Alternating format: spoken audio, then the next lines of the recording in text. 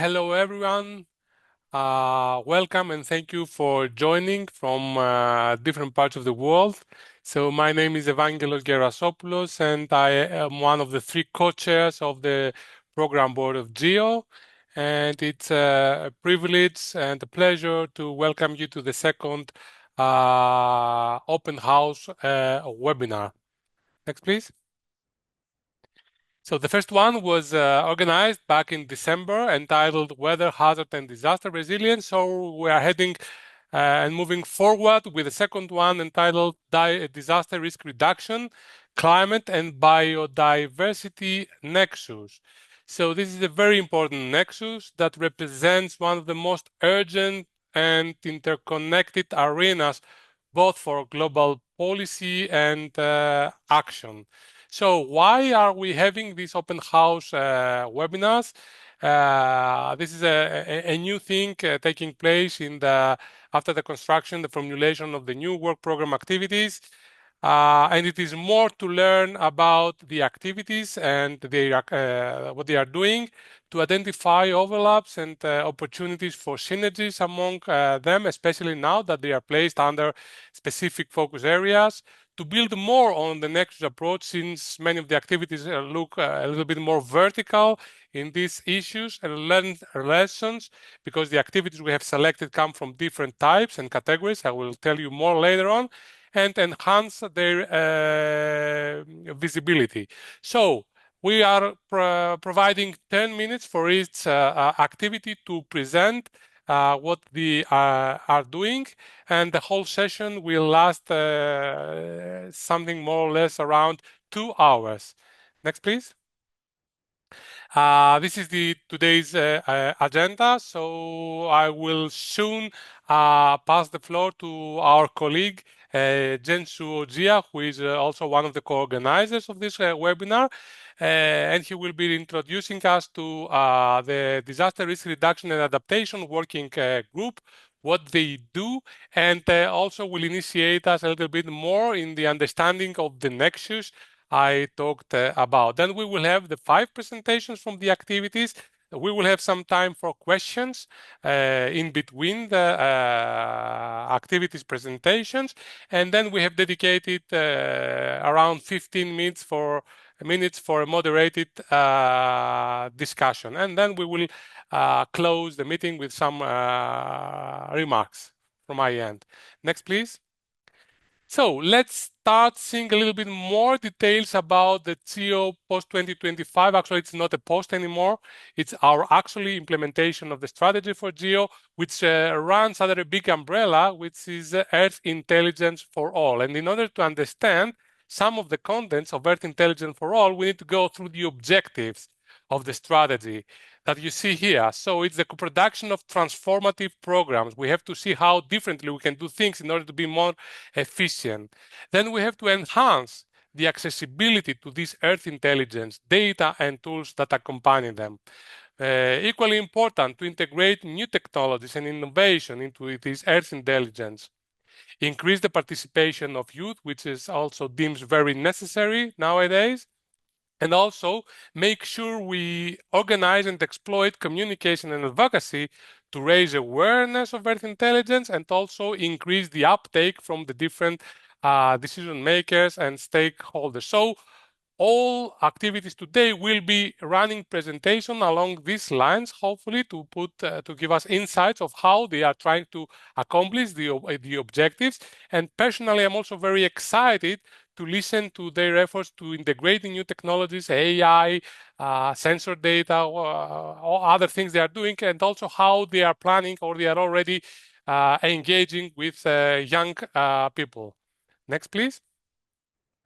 So one of the great changes in the work program is the initiation of what we call research to operation pipeline.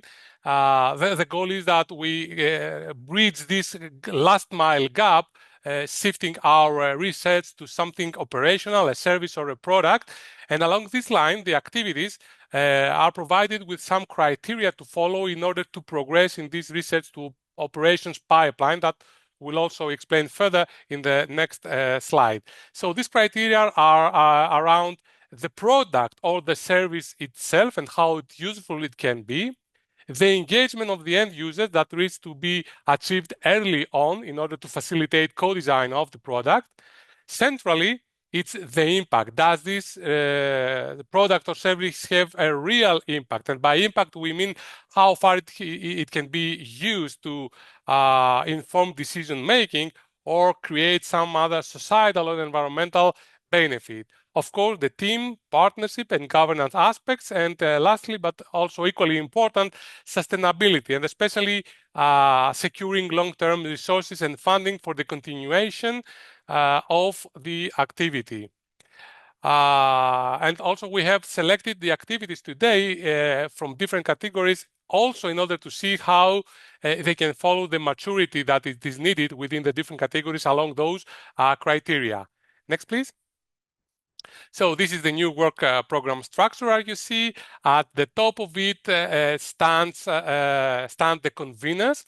These are the spaces where the different communities connect each other. They have their self-brainstorming. It's the pool for new ideas, for services, and coordination of the ecosystem itself. Then at the bottom, as you see, it's what we call enabling mechanisms. These are supposed to be providing cross-cutting support. We have made three different subcategories underneath: community impact, and today we will be having the Geo-Indigenous Alliance within that, data, knowledge, and infrastructure, and today we are having the Digital and Africa, and finally, we have also the application drivers, which are what we used to be the working groups, and today we are having the organizer, which is the DRRA working group. All this together actually illustrate how we envisage the work program to support a continuous pathway from convening and having an idea to concentrate the research and shift it to operations, at the same time linking innovation, collaboration, and real-world applications. Next, please. So after that, it will be my pleasure to pass the floor to Jensu Jia. He is the co-chair of the DRRA working group, and as I said before, one of the co-organizers. We thank him and all the group for the efforts. So Gensuo, over to you. Thank you, Evangelos. Yeah, I'm Jia Gensuo, so you can call me Jia. So co-chair of GEOWAR working group. It is my pleasure to co-design and co-host this webinar with GEO colleagues, especially Roy. And in the next few minutes, I will briefly introduce the DRI working group and explain how today's scheme bring together the 5 activities, and you will hear. Next. So this working group is serve as a convener. So the working group play a role in linking different efforts across the GEO community. And we aim to connect GEO members, participants, and working programs across all focus area to enhance the uptake Earth observation for climate adaptation and mitigation, as well as disaster prevention and response and recovery. So group include about 150 members from across the world and from all different sectors, including policy and Earth observation experts. So next slides, please. Yeah, so this working group focus on 3 major activities. One is supporting the major UN conventions and activities like climate change and disaster risk, including Paris Agreement and Sendai framework. Another one is the knowledge sharing, where population reports and also coordinating a lot of events.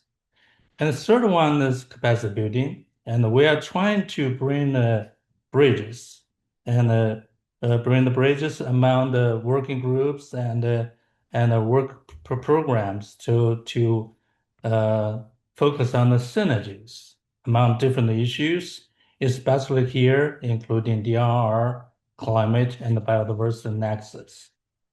Next slide.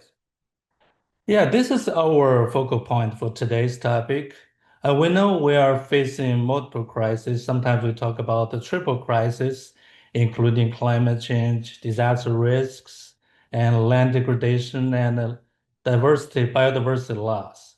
So they are very much linked. We are now having climate change and extremes increasing. And under this, we have the rates of climate-driven disasters and then degradation of biodiversity and the ecosystem services. They all work together and happening together. And by the way, and nature has a solution.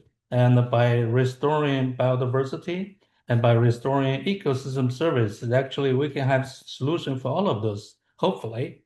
So this is the topic here, and Earth observation or Earth intelligence play a very important role as a large spatial scale to handle this together, to look into the integration of those. So this is the key topic for today's meeting. Next.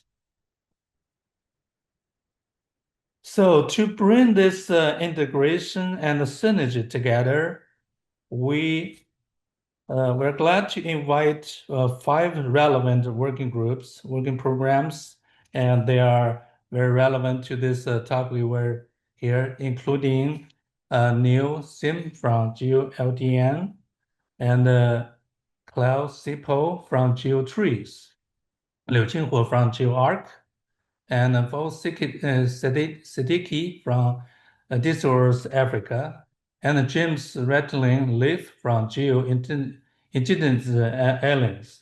So those 5 reports were very important to enrich our knowledge about this integration and a nexus.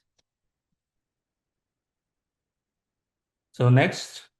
So by co-designing, we decided to have 6 guiding questions for presenters. So bear in mind, we focus on challenges and rational. We talk about the main Earth observation products and services, and we talk about the intended impacts and youth engagement and key partnership and the new technology, innovation, and sustainability. Next. So this is we will spend about 1.5 hours to have these 5 presentations, and each speaker will have 10 minutes, followed by 5 to 8 minutes of question and answer.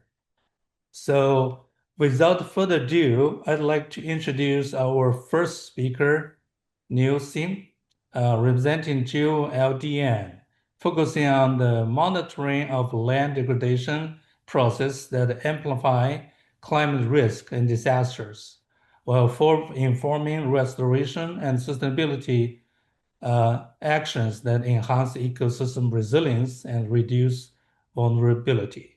So Neil, are you ready? Yes, thank you. Can you hear me okay? Yes. And can you see the screen all right? Looking good? Slide? Yep. Okay, excellent. Well, thanks so much for the invitation to join you today. Hello, everyone. It's a great pleasure and always an honour to represent GEO and the Land Degradation Neutrality flagship inside GEO. I'm coming to you from Riyadh, Saudi Arabia, and most of my friends and colleagues, I think, in GEO-LDN seem to be on holiday or something like that, but still short straw, but it's all good. Let me see if this will work. I cannot. Aha.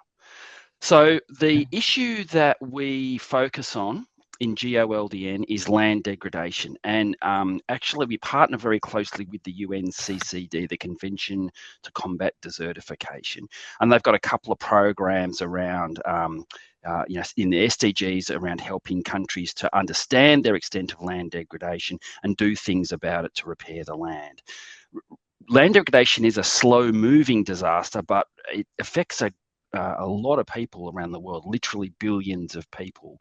It's one of the main drivers of human displacement. It threatens global food security, and really most of us feel most of the impacts of things like climate change and biodiversity loss on the land most of the time. I think the statistics are something like, in the last report, 2022, 15% and a bit of total land area was degraded, and that's growing by about 100 million hectares of degraded land per year.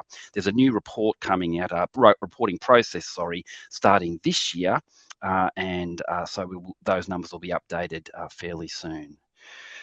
Really, the function of GEO-LDN, the indicator 15.3.1 on land degradation, Earth observation technologies are used very extensively throughout that indicator, and I had a bit to do with writing the methods there, and the UNCCD really noted that some assistance was needed to help countries to improve their use of Earth observation, and also for them to understand the challenges that countries are having in terms of their use of Earth observation to assess land degradation, but not only to assess it, but to use that information to improve the land. And so the the GEO-LDN really bridges that gap between the Earth observation practitioners and the users of the data.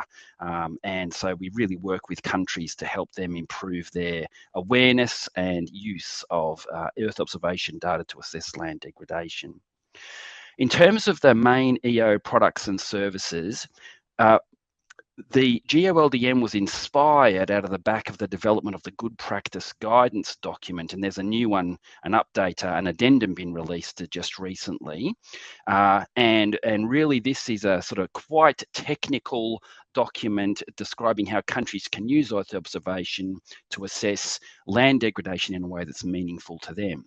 But actually what we do is we don't really provide updated services and things ourselves so much as link countries to existing data sets. We provide access to those data sets through a thing called the LDN Toolbox, which is this curated suite of interoperable tools. And we help countries understand how to use each of the tools in the toolbox to go from measuring their land degradation, reporting on it into the SDG process, and then using that information to improve their land. And the LDN Toolbox is a big part of that. That's accessible through the GEO-LDN website. Really, we sort of think of the LDN Toolbox in facilitating assessment at two scales. The national to global scale is really where the Good Practice Guidance document started, and that was really setting a method that is fairly uniform, fairly applicable across most of the countries of the world. And what we're finding now is that, of course, when we're getting the reports from the countries, we are seeing now where they're having their challenges and their issues with the default methods. And so they need to improve assessments in ways that are relevant to them, but also go from that national to subnational or national to local scale to really implement the actions that they are using this information to plan. So we work with the countries to improve their understanding and awareness of the data sets, to understand the concept of land degradation neutrality, which is indicator 15.3, and also to develop the skills to use the data more effectively. And the main, the sort of showcase activity of the GEO-LDN flagship really has been that user engagement and partnership end. And we've been championing things called the Global Dialogue Forums, for example. We've had 4 at the moment. and we're planning another couple for the next over the next sort of year or so. The big one originally was in Cape Town at the GEO conference there. We had 44 national teams apply to join us, and unfortunately, you know, the room was only big enough to host about 15 countries. What we do there is we get you know, a land use planner, an earth observation person, and an environmental person together, and often this is of great benefit to the countries themselves as they start to become aware of the other people working on land degradation within their own country. We get that comment a lot. In Riyadh in 2024, we had 56 participants from 11 teams at the Dialogue Forum there. That was fantastic, and it's one of the events that, of course, brought me to Riyadh. We've had some local ones in Senegal, and we've had another one in Senegal recently, I think, some training there, and Pacific SIDS in 2025. Many of the countries, these are all the photos in the bottom right there is from the Pacific SIDS Forum, really connecting the people from the different countries and trying to think about the kind of data and technologies and the support that they need. That was a very successful meeting, that one. In terms of further engagement and other partnerships, we've been really lucky to have very generous support from the German government, the GIZ and the BMZ, and they have, you know, funded a permanent secretariat for us, which I think has been really the secret to the ongoing success of the GEO-LDN, keeping it alive, keeping that momentum going. And of course, all the people in the GEO-LDN secretariat are really great at what they do, and so that's been a major bonus for us, I think.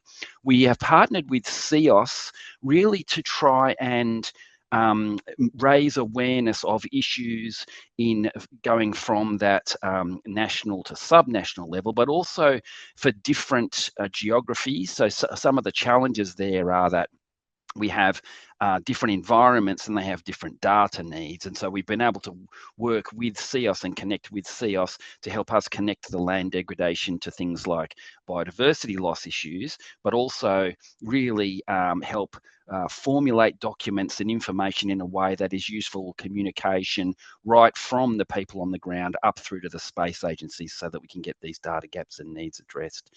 Inside GEO-LDN, we're thinking about the model that we use, the business model that we use as well, and we're trying to implement now. We've sort of established most of the bones of a model that will help us support growth in the future.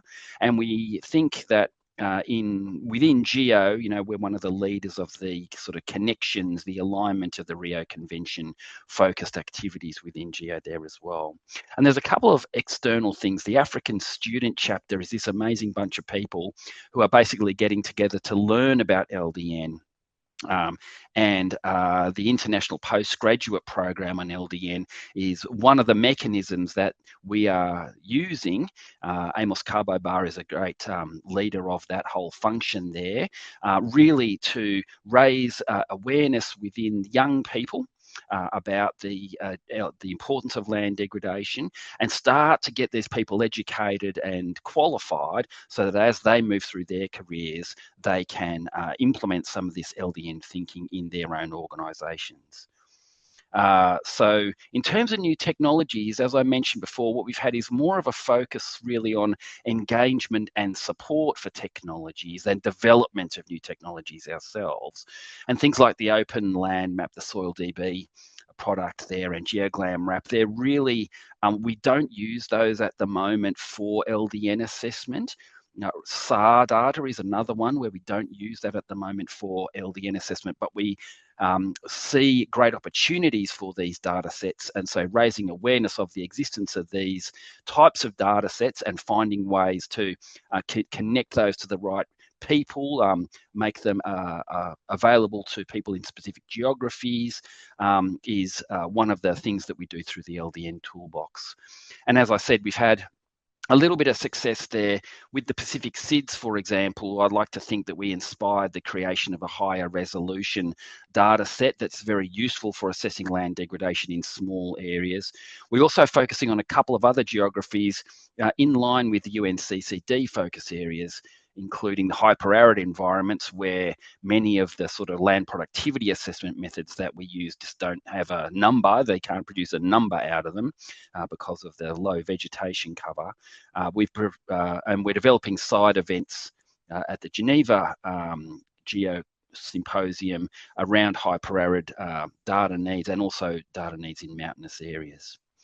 So in terms of sustainability, the German government's been very generous. We've had a lot of success and made a lot of connections with this budget that they very generously provided. And unfortunately, that's wrapping up at the moment, ramping down.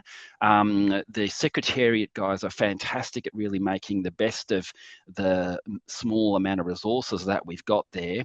But certainly at the moment, the continuity of the GEO-LDN flagship is there's not a clear path for continued funding.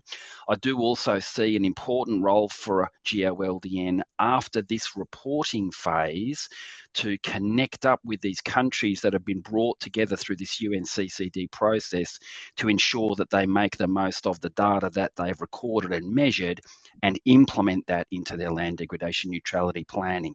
So we are sort of, thinking about how to get the continuity of funding going there, but Germany's been very generous so far. And the German program actually has some clear outcomes that they're looking for as well. 10 minutes already. Yeah, sure. So they're really looking at these, the digitalization of things, partnerships, and developing that sort of partners with structural and policy and commercial sector things as well. So that's actually all for me. And there's a QR code there if you want to find out more about us on LinkedIn. So thank you very much. Thank you, Neil. Yeah, that's so impressive, especially for the engagement and a broad partnership. Any questions for Neil?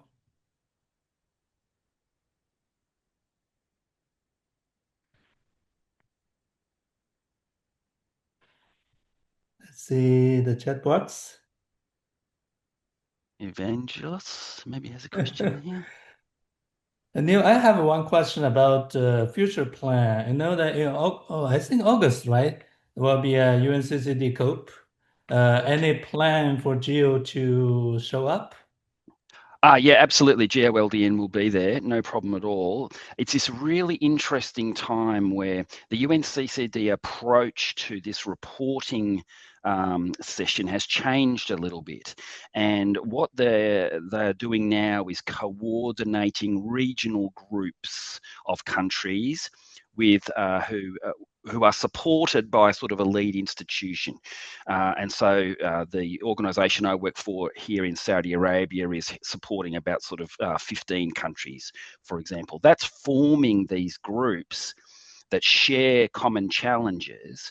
And so it'll be really interesting to see how GEO-LDN can build on that arrangement, build on these new networks that have been built, and going to the UNCCD COP and connecting up to those countries sort of in person will be a really fantastic opportunity to just make sure that we co-design really what it is that comes after this reporting period and identify how GEO-LDN can continue to support those countries to actually make that impact on the ground.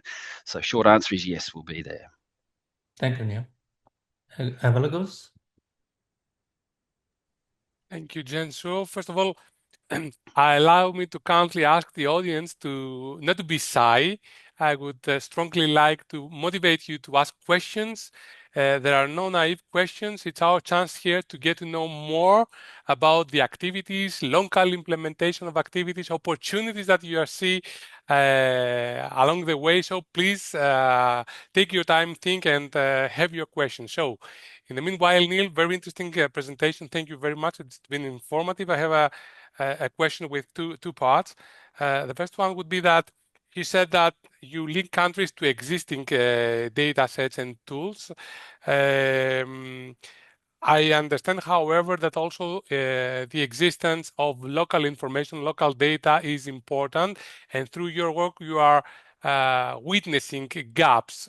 Do you already have a mechanism on how to, let's say, alarm about these gaps to the countries or other organizations so that we can start building upon them?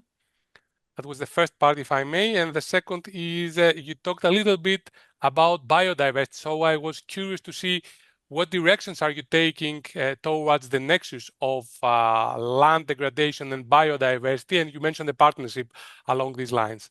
So thank you.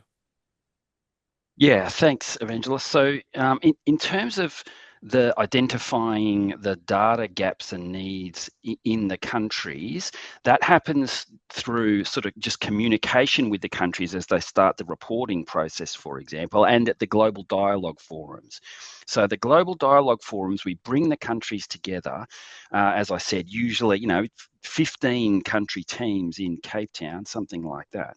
And what they do is they share their own stories with one another. So we get them to do like a poster, essentially make a plan for what it is that they want to do to restore land somewhere. And then we work with them to identify what data they would use, how they interpret that, and how they actually talk to the policy people essentially in their institutions or in their government to start taking it from just a measurement into an implementation. So those are really revealing where some countries, South Africa, for example, in South Africa is one of the most advanced countries really in terms of its data readiness and availability and their conceptual understanding of how the data links to what they're trying to plan there as well, really good. And they were able to share many stories and identify data sets and processes for other countries, much smaller ones, that may be very useful. In terms of the biodiversity link, well, formally, what's happening, target 2 of the CBD talks about having 30% of degraded land under effective restoration by 2030. And one of the mechanisms that they use to identify the degraded land is the LDN indicator, is indicator 15.3.1. So there's that formal connection really at kind of the policy level that's increasing all of the time. But really, the land is where most of the impacts of many of these things, these global challenges are really felt by most of the people most of the time, right? If you're living on the land, then you need the land. And so that point of connection there, that being the realization of the challenges that we're seeing, that sort of location where these impacts are really felt, it's giving us the opportunity, and it's the mechanism for us to start dialogues with GeoGlam and other people really talking about, how we can bring our strengths together to really try and attack these challenges together in a way that aligns across the Rio conventions. So it's been a really interesting process, and starting out, really just starting that proper connection, I think. Thank you again, Neil. Thank you. So let's move on to the next presenter, Klaus Sippel. He's from GEO-TREES. As you can see, trees is about forests. So it's about the forest biomass and the carbon data to support climate mitigation, disasters, and including fire, drought. So it's about the linkages between biodiversity, ecosystem, and climate and disasters. So, Klaus? Hello, thank you. Thank you for having me, and thank you for giving me the floor to present GEO-TREES. Can you hear me? Yeah. Yes, good. So in the next 10 minutes, I would like to introduce to you the GEO-TREES project. GEO-TREES stands for Forest Biomass Reference System from Tree by Tree Inventory Data. And now if I go a bit back and touch on the challenges and rationale that were behind this project, I need to go a few years back, 2015. Space agencies started to build satellites that were dedicated to measuring forest biomass, or specifically looking at forest structure. So we had on the NASA side the JEDI LiDAR mission that were measuring tree height. The Chinese agency launched the TECHIS mission in 2022, and last year both NASA and ESA launched 2 dedicated satellites. So ESA launched the biomass mission and NASA the NISA mission. So we enter a sort of golden age, or we have entered a sort of golden age of forest satellite EO, and this stands at the root of the GEO-TREES project. Now, all these missions have one thing in common. They try to measure biomass to estimate the carbon that is stored in our global forests. Now, this is a very important information. So the forests sit basically at the center of our CO2 cycle. So if we look at the classical carbon cycle type of representations, you split the carbon cycle in sources and sinks. On the left-hand side, you have the sources. On the right-hand side, you have the sinks. We know on the source side that 90% of the carbon that we emit comes from anthropogenic sources, so human fossil fuel burning. But there's also an important component, so about 10% that comes from nature. This changing forests into agricultural land. So we have heard about land degradation. So this is one component of that. Deforestation, conversion to agricultural land. Now, all this carbon has to go somewhere. It goes into three sinks, so one into the atmosphere. So nearly half of this carbon goes in the atmosphere and stays there, leads to global warming and to all the negative effect you read every day in the news. And then there's two components that can also absorb carbon. So one is the oceans. Ocean can absorb large amounts of carbon, but it has negative side effects. So it leads to ocean acidification, for example, that affects the livestock in the ocean. So the third component, and that's the only natural way to store the carbon or to take out carbon from the atmosphere in a natural way, are forests. So vegetation growing absorbs enormous amounts of carbon. Now, if we look at this graph, you see in red, in blue is the gigatons of carbon per year that are going into each of these sources and sinks. And I've also shown here let me activate my laser pointer. You also see in red the uncertainties, and you see these two forest components, the land components, have the largest uncertainty. And this is something the scientists want to fix. Now, if you do the quick calculation of these numbers, you will also realize that these numbers do not add up.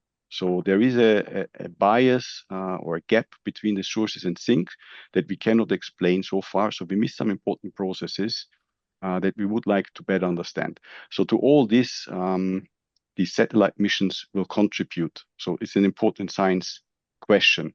But it's not only important in terms of science, it also has an economic impact or a societal impact. The forest carbon has become a billion-dollar market. And I mean, you all feel this every day. If you take a flight, people ask you to compensate your flight, for example, by investing into reforestation measures or in carbon sequestration measures. So there's all sort of mechanisms to avoid or to support countries to invest into carbon neutrality, into taking up carbon. We estimate that the value the value actually today of high quality forest credits is between $25 and $50 per ton of carbon. So last year, the total market value about $1 billion, and this is predicted to grow to $5 to $35 billion of dollars. Of course, there's a large uncertainty in these numbers, but these are actually conservative estimates that are published by major investment banks, for example. Now, what is the challenge or the rationale where GEO-TREES comes in, or where the collection of ground-based measurements come in? So, I mean, basically, I said at the beginning, we live in a golden age. We have all these satellite tools. We have a demand. We have a scientific question. We have a societal question that we can address. But we have to realize that none of these satellites measure biomass directly. We measure some sort, or we estimate some sort of forest structure proxies. So we estimate forest height. We can estimate forest volume from these sensors. But then from this, we have to infer biomass. And from these biomass estimates, we have to infer carbon. So there's a lot of assumptions in these models, and we actually don't really know what we are measuring. So we need ground-based observations, ground measurements to anchor our Earth observation products to reality. And without this ground truth, there's no precision in our measurements, there's no credibility and no trust, and people will not put billion-dollar investments based on some Earth observation data that is not really validated. So we must ensure that we have access to long-term monitoring sites that are sustainably staffed and that are sustainably funded, because this is often forgotten. There's a lot of money flowing into Earth observation sector, into building satellites, but we often neglect the people who are doing the hard work on the ground and to also fund those, which we need to give sense to our satellite products. And this is something we would like to address with GEO-TREES. Now, what are the main services we want to establish? So first of all, we want to measure forest structure on ground. So this should be based on recurrent site-based measurements of key forest structure parameters. and it should follow a fair principle. So these measurements exist, they've been taken in the past, but a lot of these measurements are not openly available. They are also not stored in a way that we can easily access them and we can use them in Earth observation. For example, a lot of these plots that are measured on the ground don't have geographic coordinates. So for Earth observation, they're pretty much not usable. We not only would like to measure these quantities, we also want to connect to the local communities. So what we observe very often is that Earth observation expertise is a lot of focused in the Northern Hemisphere by engineers working for the European Space Agency or for JAXA or for NASA or whatever. But the ecological knowledge is in the south with ecologists working in the field. So we would like to combine these two communities to really benefit both sides on both ends. For doing that, we need an equitable and sustainable funding mechanisms. So these people working in the tropical countries mainly, they don't have the same systematic funding processes or mechanisms that we have. And of course, we have to support their work that they can really deliver us this high quality data. And we should not forget that this is really hard labor work. It's not like going to a European forest, measuring a few trees here and there. It's challenging. It's a challenging environment. It's a dangerous environment very often. It's not easy. It requires a lot of skills. There's a lot of biodiversity in these forests. You have to determine all these tree species of the trees. So you have to really know what you're doing. Now, the scale we want to, at which we would like to do this. So we are with GEO-TREES in this first phase, we are aiming at the pantropics. So this is where we have least information available and where we have the worst working situations.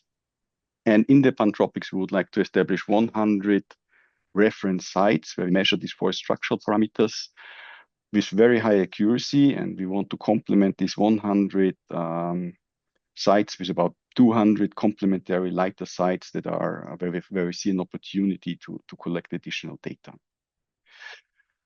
So the technologies we are using or what we want to measure, well, it's very much based on the traditional way. So the core truth is people taking a tape and measuring the structure of a tree. So they measure the diameter of a tree, they measure the tree height and the tree species. And from these three measurements, they can estimate how much biomass is stored in the tree and how much carbon is stored in this tree.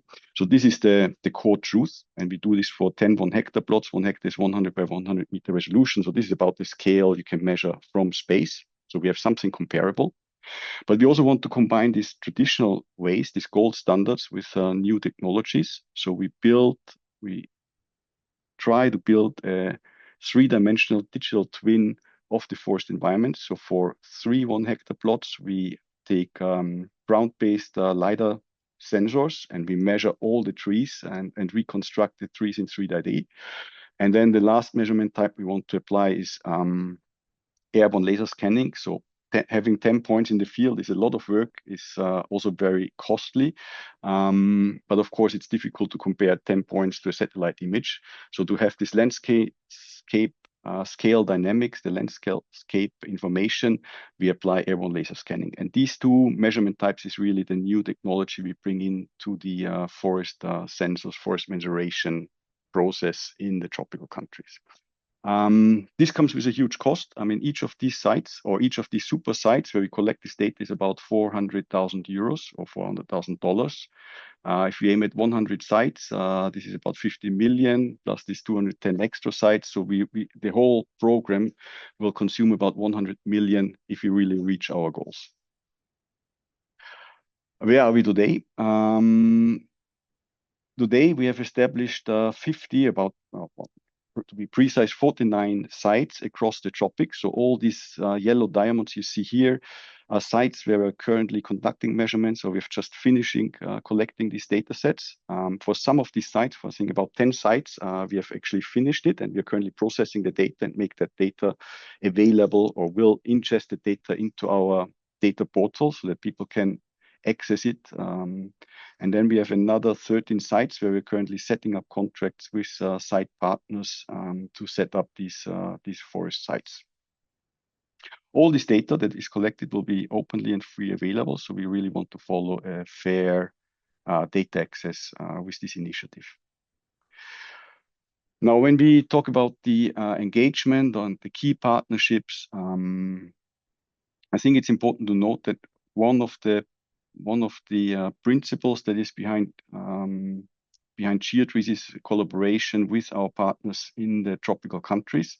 So for each of these sites, we try to identify a local group that is active in the field and that is locally active, and we try to support them financially to make this data or collect this data that we require to set up GEO-TREES. And we have set up collaborations with about 80 groups in the tropical countries. So each of these groups is financially supported by GEO-TREES to make this data collection. Then we have a group of supporting partners. So these are the main partners providing the financial support to collect this data.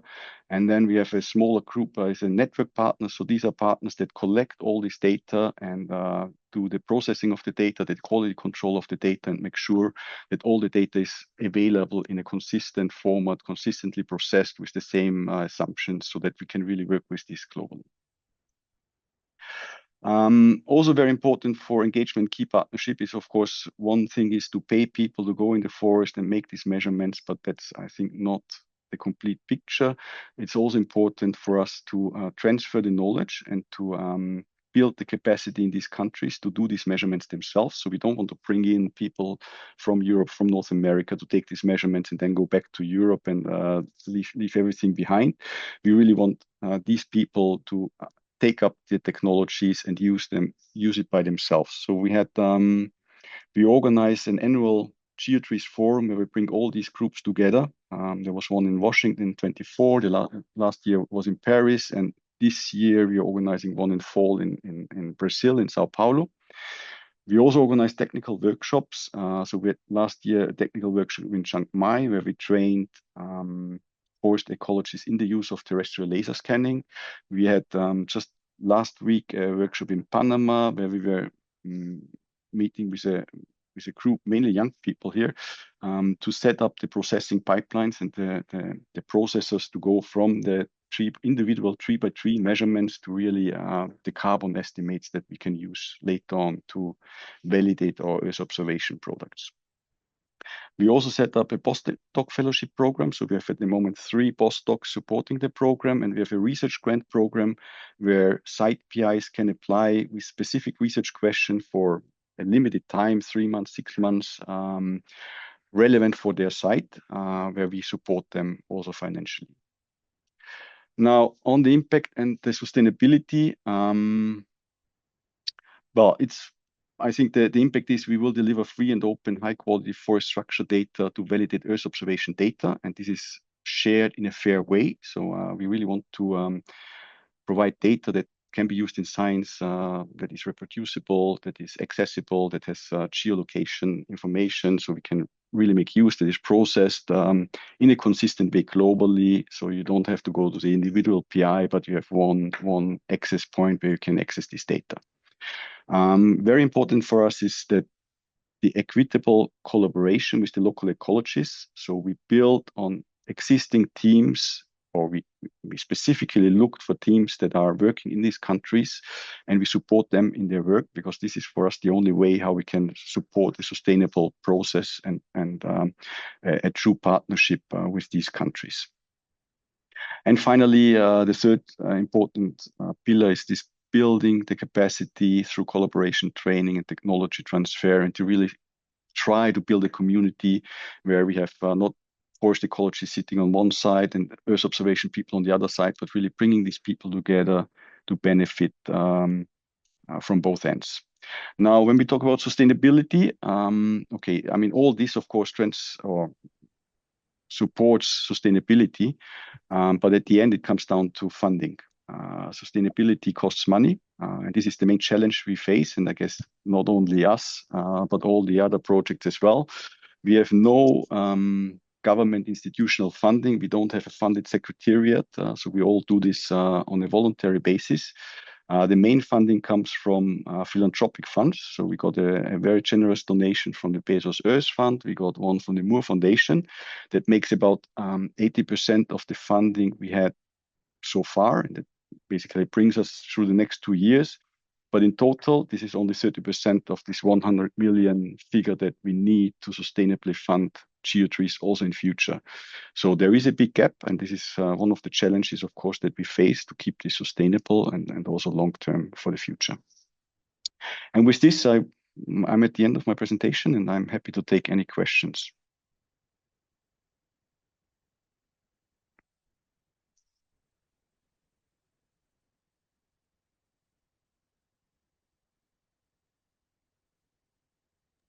Genso, are you muted? Genso? No, I can hear you. No, Genso. Genso.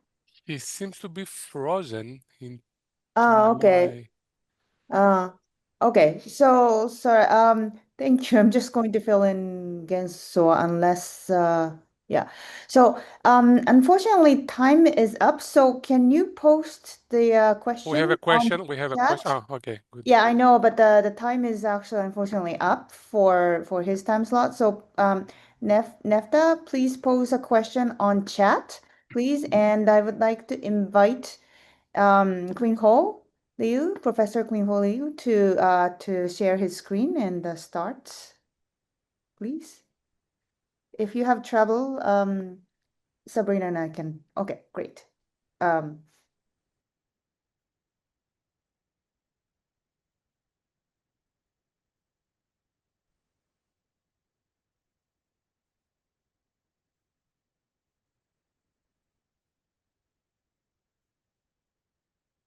you muted?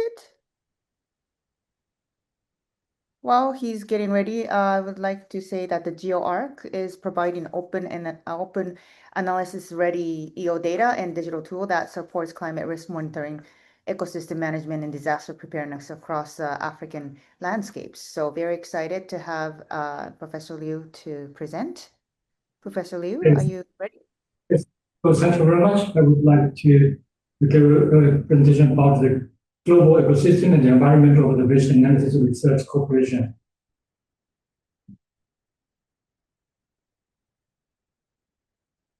So as we know, the climate change, environmental degradation, biodiversity loss, and habitat destruction. So we have faced all these challenging issues, and how to fill the that gap and consider mapping technology for global community. And it's also important how to use the observation data to support the policy making. It's also very important. So just based on this background, the GEOARC was originated in 2012, financially supported by Ministry of Science and Technology, China.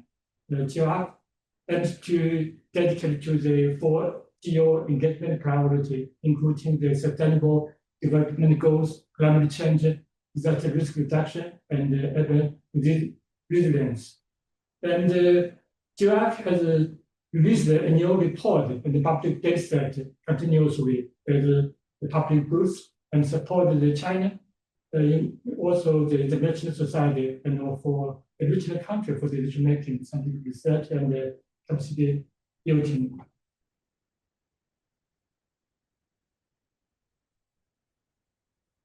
So this is a historical evolution of the GEOARC. So the GEOARC was adopted as a pilot initiative in 2020 and continuously as a pilot initiative.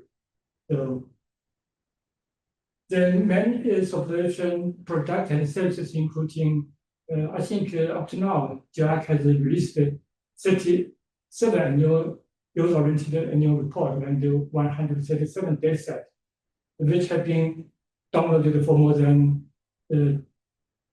200,000 times from the GEO portal.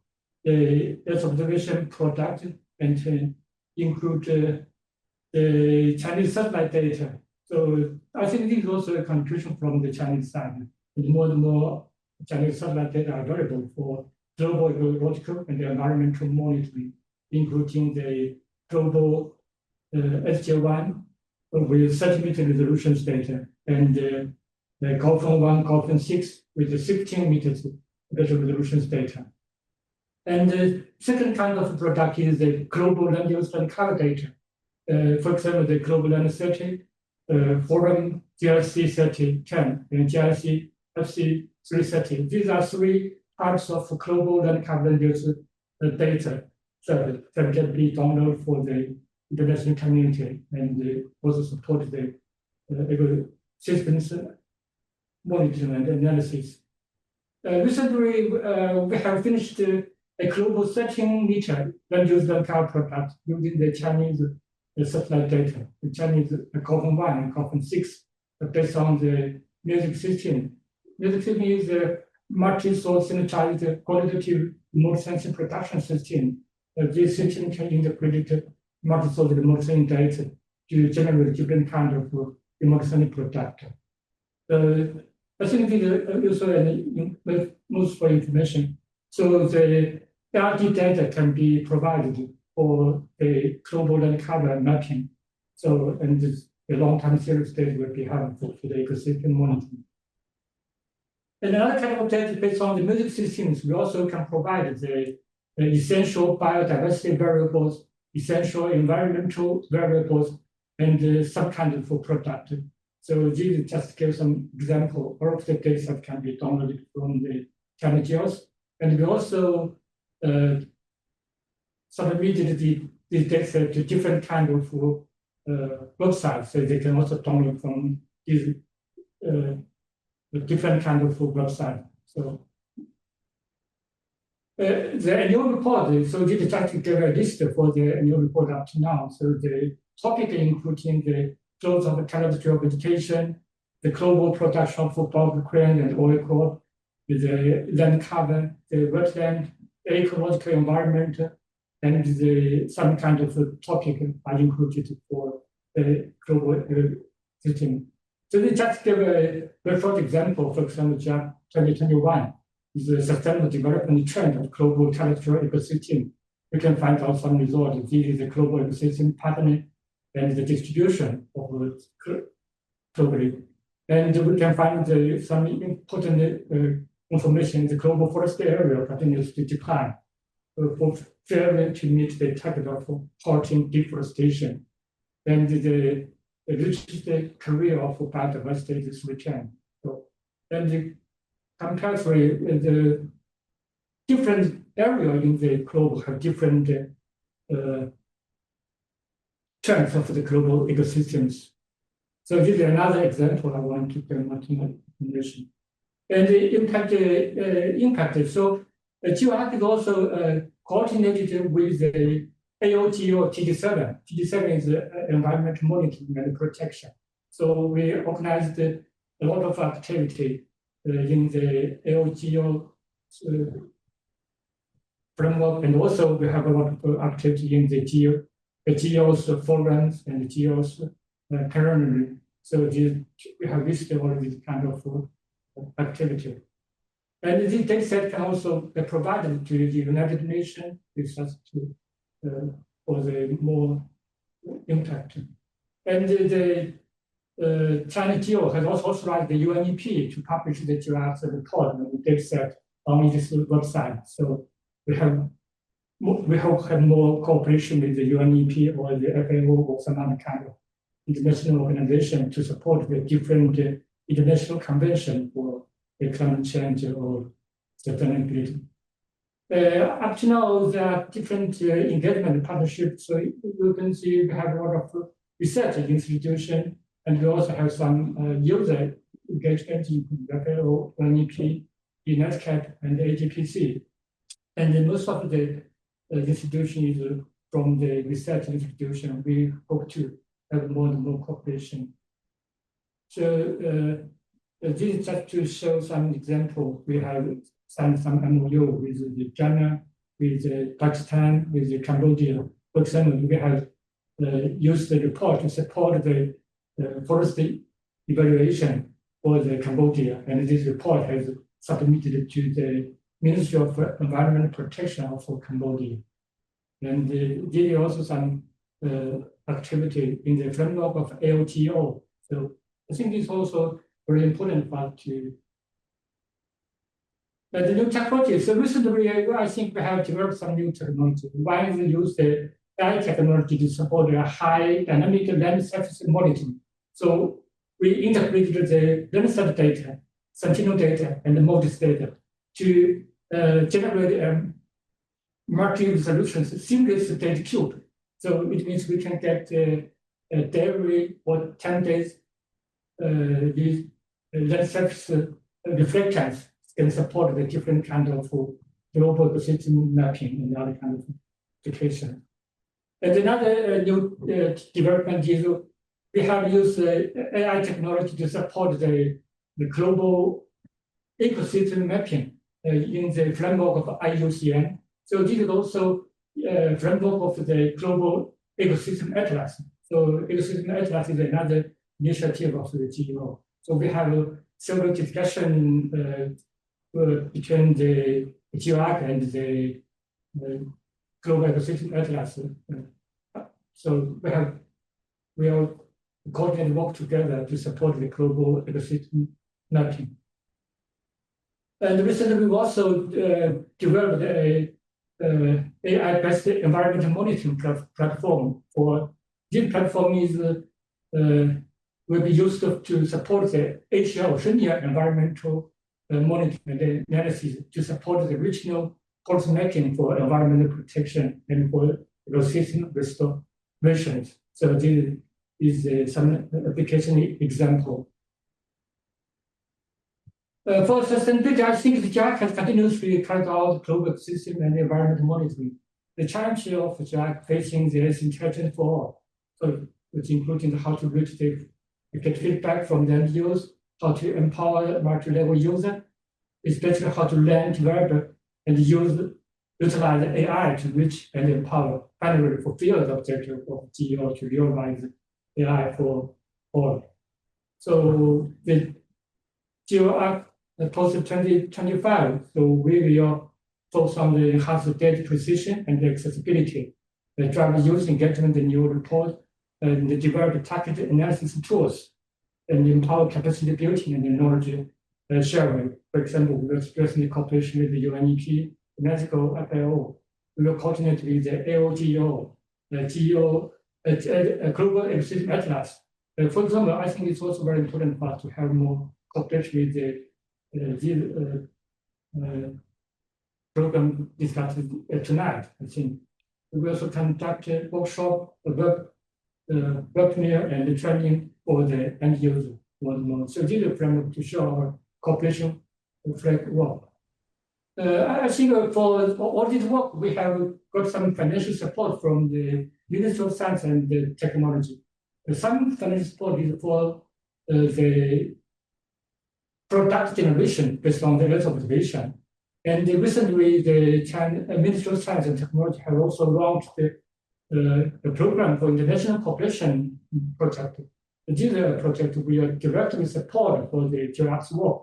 So we will focus on how to develop some new technology, how to generate more product, and how to generate operationally to generate some user required reports to support the international conventions and to support the regional government for policy making for the environmental protection. And so that is all. Thank you very much.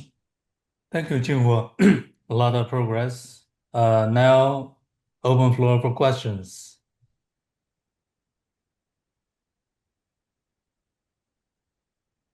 Any question for Jinwo?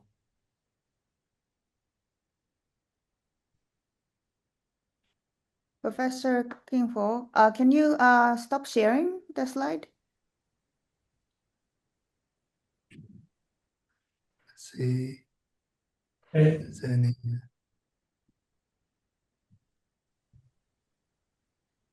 Evangelos has a question, Qingfu. A very quick one, since we don't have any other questions or we cannot afford. So GEOARC is at the pilot stage, Professor Liu.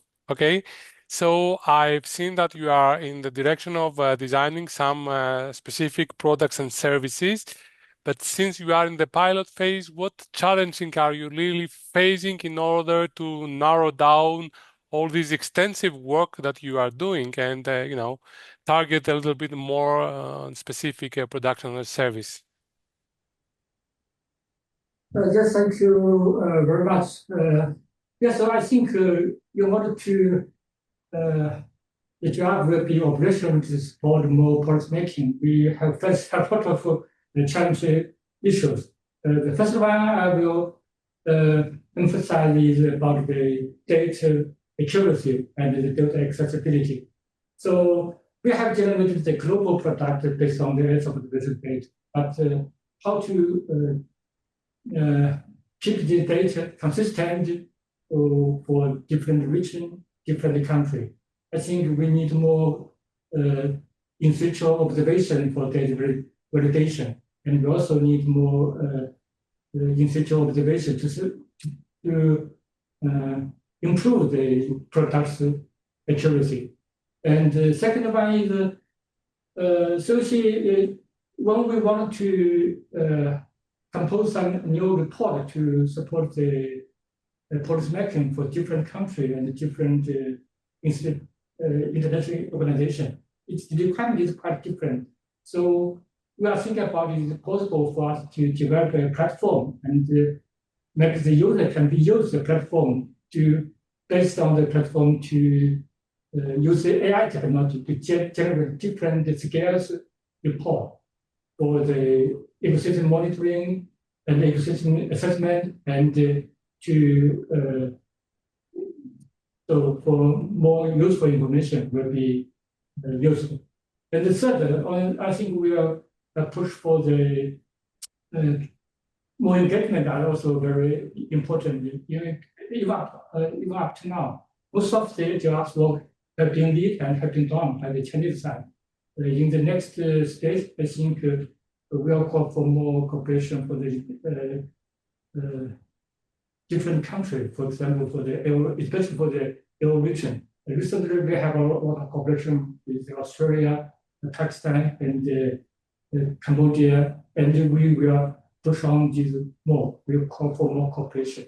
So this will keep the job so much more useful, more operational. And so I think this is all for the questions. Thank you very much. Thank you again, Qinghua. So next presenter is Fong Sadiki from GEO-Earth Africa. This GEO-Earth Africa provide a regional platform to support geo activities in the Africa continent. So now, welcome, Fong. Good day, everyone. Thank you so much for this opportunity to present. I hope you can see my presentation. Yeah. Great. So my name is Mpho Sadiki. I'm an Earth observation data scientist with GEO-Earth Africa, and today I will be speaking about how GEO-Earth Africa can support or supports Earth observation applications across Africa with analysis-ready data. So what we do at GEO-Earth Africa, I guess you'll get to understand as I go through the presentation, but we support a wide range of domains, including disaster risk reduction, biodiversity, water resources, and land management. So the focus of this presentation will not be necessarily on a single application, but rather showcasing how GEO-Earth Africa acts as a cross-cutting enabling mechanism that provides data and tools needed to support multiple activities. So to begin with, I think we need to look at the broader context. We see that the African continent is increasingly experiencing environmental pressure, which includes frequent climate variability, ongoing land degradation, significant ecosystem changes. And these are not isolated issues. They are interconnected and they're occurring at various scales from local to continental. And because of this, there is a need for consistent long-term environmental monitoring. We need to be able to track the changes, understand the patterns, and respond effectively. Now, on the surface, this might seem easily achievable because we already have decades of satellite imagery available. But this is where the real challenge comes in. Most of the data is not immediately usable. It is raw, it is large in volume. It requires processing, infrastructure, and technical expertise that are not always available. So we see this disconnect. The data exists, but it's not being fully used to support decision-making. And this is exactly the gap that Digital Earth Africa addresses. We take the complex satellite data, transform it into analysis-ready data, make it a little bit more accessible, and enable our users to move from simply having the data to actually using it to monitor the environment. So Digital Earth Africa brings together satellite data from major global space agencies, including the European Space Agency and USGS, so bringing in data from missions such as Sentinel and Landsat.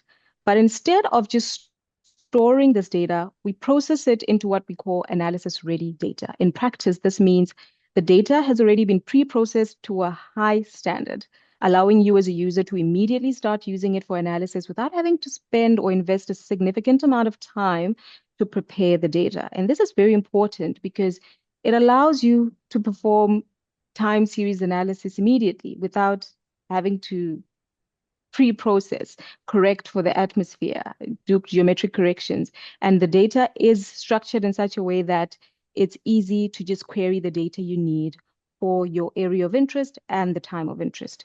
And the entire system is cloud native, which removes the need for users to have their own high performance computing infrastructure. And at the core of Digital Earth Africa is Open Data Cube, which enables us to organize the data, analyze large volumes of satellite data across space and time. And it is the Digital Earth Africa Data Cube is actually currently the largest implementation globally of an open data cube. And this data cube is hosted within Africa in Cape Town with AWS, Amazon Web Services, supported by their Amazon Sustainability Data Initiative. And of course, as I mentioned earlier, the way the data is structured, you get to access the data that you need for your specific area without needing to ever download large data sets, so you can work efficiently without efficiently with the areas and time periods that you're interested in. And to make this data a little bit more accessible, we have different entry points. There's a simple web-based visualization service that we offer, the maps, the Digital Earth Africa maps, where you can just go in and visualize all the data we have to offer, be it the satellite imagery, any of the value-added products we have, or any other data that we bring from external partners onto the platform. If you're a little bit more technical and want to do a little bit of more advanced analysis, we have our Jupyter Lab environment, which is called the Sandbox. You can go in there, use the already produced scripts that we have, develop your own, and do your own analysis. So overall, the idea is that we handle the complexity and you as a user focus on your specific applications. So building on that infrastructure, we provide two key components. We have the continental scale services and a supporting notebook repository. So with the continental scale services, we provide consistent, ready-to-use information across Africa. So this is value-added products on the already provided satellite imagery that we bring into our data cube. So these include products such as water observations from space, fractional cover. If you're interested in coastline monitoring or anything of that matter, you can go check out and see which other products we have. There's a lot more that I'm not mentioning right now. But the idea is they allow you to track environmental change over time at a continental scale, while also having these data sets are also applicable at local and national scales as well. And what's important about these services is that they're not developed in isolation. We co-design them with partners across the continent. We ensure that they're relevant to real user needs and are supported by validation using in situ and ground-based data from our partners as well. Alongside this, we provide a repository of over 160 open source notebooks. These are organized into a few key thematic areas, as you can see, and they are developed, of course, collaboratively and often in response to a specific user need or a use case, and they are designed to support practical applications. Although we do provide these, they're not the end of what we provide. You can still develop your own in that cloud computing environment, our sandbox, if you're not happy with what we're providing you, or if you want to build and improve on what is already being provided. So that is a capability that exists to you. And of course, all of this is open and free, even for commercial use as well. And at the center of Digital Earth Africa is the idea of moving from data to insights. We're fundamentally democratizing access and use of Earth observation data across Africa. It is about turning data into something that people can actually use. So we don't just want to make the satellite data available, we want to make it usable in a way that you can easily support real decisions. And with consistent long-term Earth observation data, you can start to track changes, understand what is happening on the ground, and respond more effectively. And so whether you want to monitor water availability, you want to understand vegetation change, or identify areas that are under pressure, the real value comes from being able to use this data in a practical way. So this is where it connects to broader priorities such as sustainable development goals. And this is really the impact of Digital Earth Africa, taking something that is so technically complex and making it accessible and usable for real world applications. And for this to have a real impact, it needs to be embedded in institutions and used in practice. So we've built a continental partnership of partners across the continent and actually globally with over 35 partners, supporting implementation at national and regional levels. This is reflected also in the adoption of our platforms, where we have over 38,000 people accessing our Digital Earth Africa maps for visualization and over 8,000 registered users in our sandbox environment. And capacity development is a core part of all of this. To date, we have trained over 1,600 people across 130 institutions, including government, academia, the private sector, NGOs, supported through ongoing technical engagements, including our weekly live sessions, which we deliver in English and French. So it's not just about us providing the data and the tools, it is also about building a user base that can actually apply them. Of course, we are continuously expanding and improving our services, increasing our pipelines. Recently, we just brought in Sentinel-3 and 5P onto our pipelines. But I just want to highlight one of our very important services at this very moment, which is the Water Bodies Monitoring Service, which is a first of its kind for Africa. And if you look at the picture on the slide, you'll see that we're currently tracking over 700,000 individual water bodies across the continent. It's not just a static inventory. For each of these water bodies, the full time series has already been computed. So you don't need to spend time analyzing decades of data to find out this information.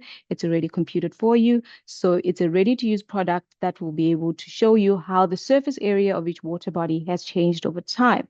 And we update this on a weekly basis, so it is an operational service. This is a really nice product that we're now building on. It's a new thing that you can look forward to. I think at the end of this month, we will be releasing the water quality monitoring service. So instead of just detecting the surface water, we can now understand its condition, looking at indicators such as water color, suspended material, temperature, chlorophyll levels, and the likes. So how we are able to actually do this openly and freely for the entire continent is that we rely on a multi-partner funding model with core funding coming from the Helmsley Charitable Trust in the USA and the Australian Department of Foreign Affairs and Trade.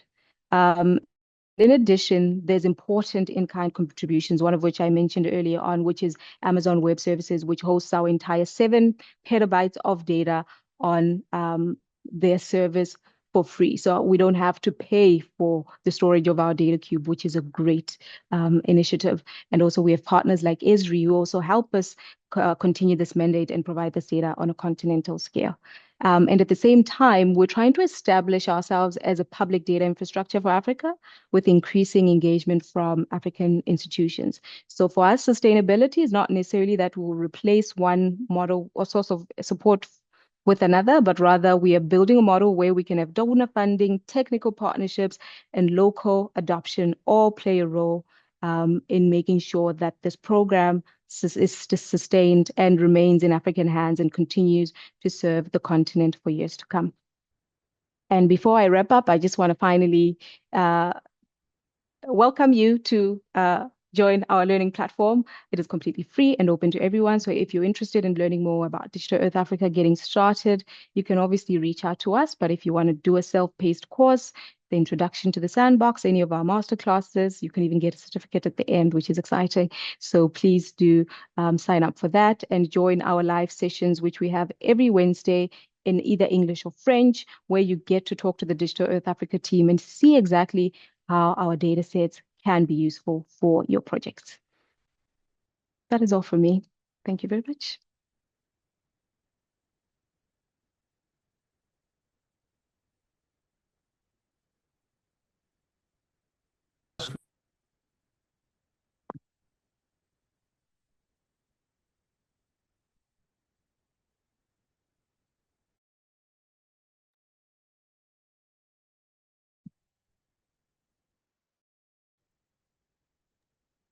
I don't know, maybe Gensor is having a bit of a connection issue again. So I'm just going to fill in his gap. We have 3 minutes for the Q&A for info. Please raise your hand. And I just wanted to also remind Klaus that there's a question for you in the chat box. Anyone for immediate question for info?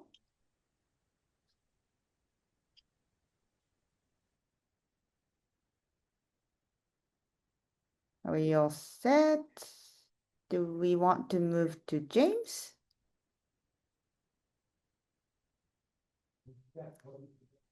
Okay. All right. Let's James, are you ready? Would you like to Good morning. Morning.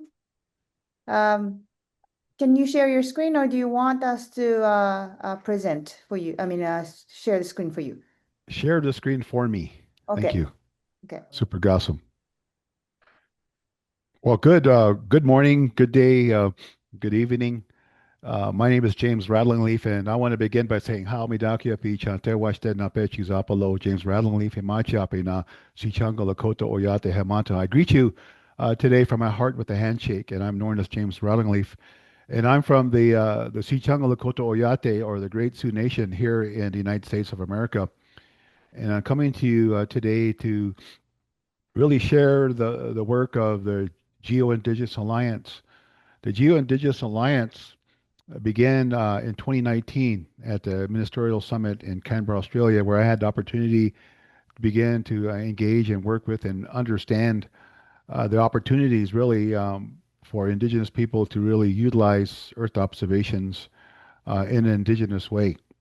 So today I want to give you an update on the work that we're doing, but also how we work to work with GEO writ large. So next slide.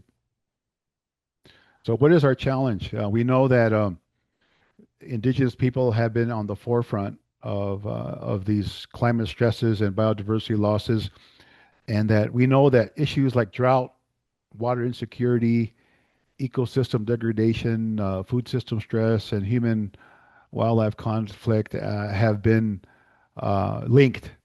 And we say that these risks are connected links and not separate problems.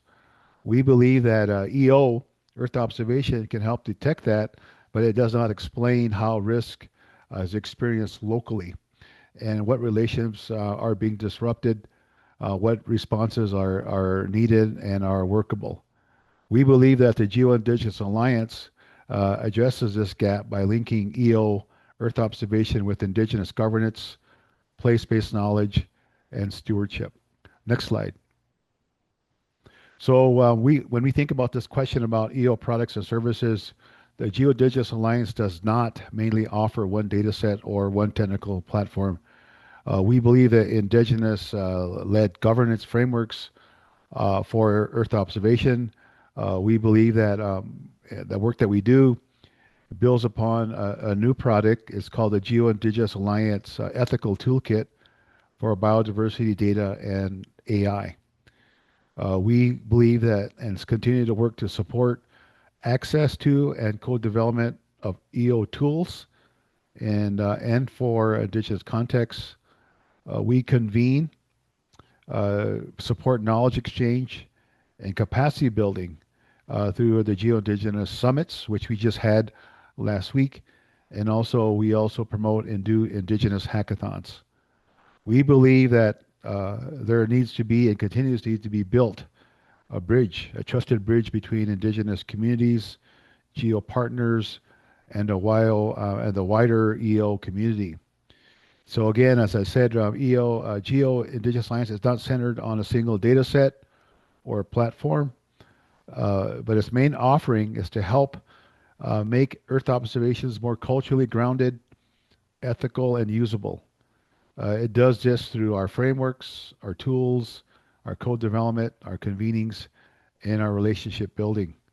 Again, one concrete output is the ethical toolkit, but the wider role is to connect indigenous communities and GEO in practical ways. Next slide. So again, we aim to shift Earth observation towards systems that are more just, which I'm glad to see from my other presentations, EO to be more trusted and more effective.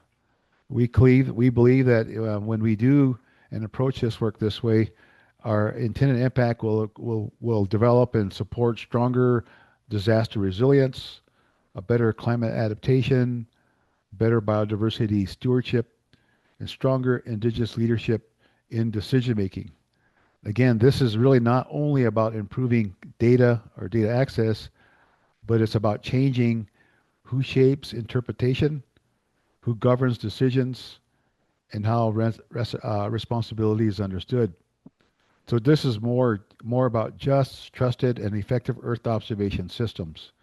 It's about building stronger disaster resilience, climate adaptation, and biodiversity stewardship. We believe in greater indigenous leadership in interpretation, governance, and decision making. We need to improve access, relevance, and uptake of Earth observation tools in indigenous contexts. Stronger relationships between indigenous communities, nations, GEO partners, and the Earth observation community. Next slide. So user engagement and key partnerships. So we believe that our main users could be our indigenous communities and leaders. Also, Earth observation practitioners, biodiversity and climate researchers, and policy actors. The partnership should include indigenous leaders and communities, scientists and research institutions. For example, we are building the Rochester Institute of Technology through the Tomi Kati project, which is about developing listening and audio data sets with indigenous communities. Our GEO-linked partners, collaborating with GeoBond, CIOS, and Geo Knowledge Hubs, governments, and civil societies. We believe, as has been said before, capacity building includes indigenous principles of intergenerational knowledge transfer and a responsibility to the earth. We want to do that through and continue to do that through our youth, through our students, and through our early careers. So we want to say at this slide, and say it again, indigenous people are not only users or data providers, but partners in governance. Next slide. So when you think about new technologies, again, we continue to advocate for Earth observation, sensors, and AI, and community-based monitoring tools. These are used in a real context of biodiversity monitoring, climate adaptation, and risk awareness. Again, the technology has to be useful. It's only useful when it's combined with indigenous knowledge, local priorities, and local decision making. So we want to continue to emphasize to the community here about the practical use of these tools, the relevance of these tools, the accessibility of these tools, and again, not just technology for its own sake. Next slide. So how do we view sustainability? We need support and continue to work and reach out to you today for the Tomi Kati audio project that then shared a little bit. We can share more about that with you. Again, our current work is sustained largely through in-kind contributions, collaborative support, and GEO-aligned partnerships. Again, GEO partnerships are desired, but we need to keep it broad unless needed. Again, we need support for implementation tools, community-led deployment, and longer-term uptake. Next slide. So I want to thank you again and say that as I close here, that resilience depends not only on better data, it depends on indigenous governance, local knowledge, and responsibility to living systems. So I want to thank GEO and all our partners for supporting the indigenous people writ large, but also getting and working with the GEO Alliance to move EO in a good direction. So Wopila Tonka, thank you all very much. Back to you. Thank you, James. Now open for questions. Marsha? Matt? See, there's one in Marta Kos, right? Can you hear me? Yeah, hello. I was just clapping Yeah. to say thank you. You muted? Marta? You muted. Hello, I was clapping to say thank you. All right. Okay. Sabrina, you have a question? Yes, I'd like to ask.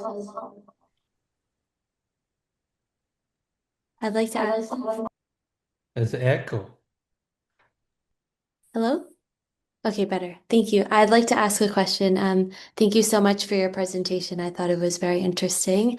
It's such an important topic, and I think the work that the Geo Indigenous Alliance is doing is really crucial. So thank you for that. I wanted to ask what you think the main challenges are to ensuring engagement of Indigenous communities in geo activities is ethical, equitable, and can be sustained, and what the role of the Geo Indigenous Alliance is in this endeavor. Thank you again. That's a yes. Can you hear me? Great question. I think for us, when we think about it, increasingly we want to support and apply indigenous data sovereignty and governance. I think I've heard the FAIR principles, but I have not heard the CARE principles yet here today. So I think we need to advance CARE principles, which are the collective benefit, authority, responsibility, and ethics, and global Earth observation systems. I think we need to go back to the United Nations Declaration of Rights of Indigenous People and think about free, prior, informed consent in all geo data workflows. I think we need to continue to build indigenous data infrastructures, data frameworks, sovereignty frameworks, governance protocols. And I think we need to continue to influence global standards for ethical AI and indigenous knowledge systems. I think that this is could be the highest leverage spaces because GEO sits at the center of a big global data flow, satellites, climate, and biodiversity. Also, I think another big point is access. We still think we still need to think about how we democratize access to satellite data and geospatial tools. I think we need to continue to promote indigenous-led climate and land stewardship. What does that look like in terms of how we do that? And I think we have programs like the EO4IM and build capacity for land stewardship.